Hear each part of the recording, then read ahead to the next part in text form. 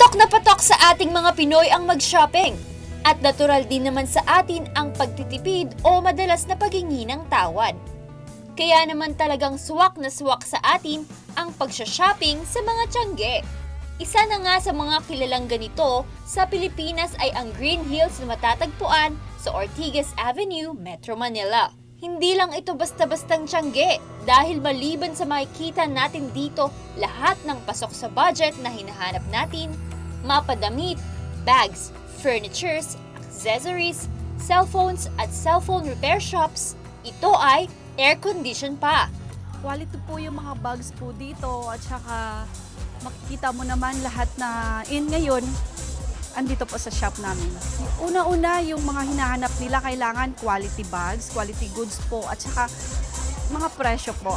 Yung affordable talaga dun sa budget nila, yung pasok sa budget. Ang paninda ko is more on locally made ceramics. No, that's why ang pangalan ko is Glaze and More. So, nawala na yung ceramics, very few meron pa rin. Ngayon, mas marami na yung more, which is the local product. Well, kasi dito sa Green Hills, cheaper yung yung mga paninda, tsaka mas alam mo na, mas convenient pumunta, aircon pa, then mas safe. Tsaka lahat naman na item na hahanapin nila sa ibang place, meron pa rin dito. Meron po kaming gawa sa Mindanao, mga Tibuli tribes po yung gumagawa. Meron po mga manubo, beads po siya. Handmade po, mga ganito.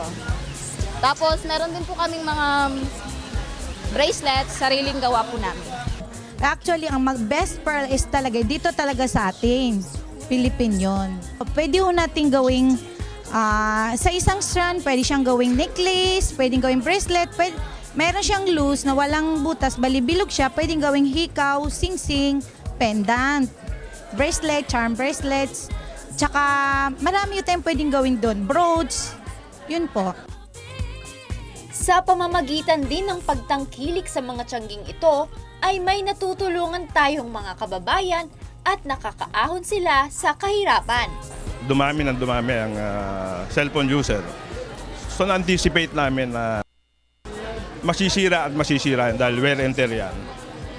So, iyon ang isang nakita namin potential na kikita.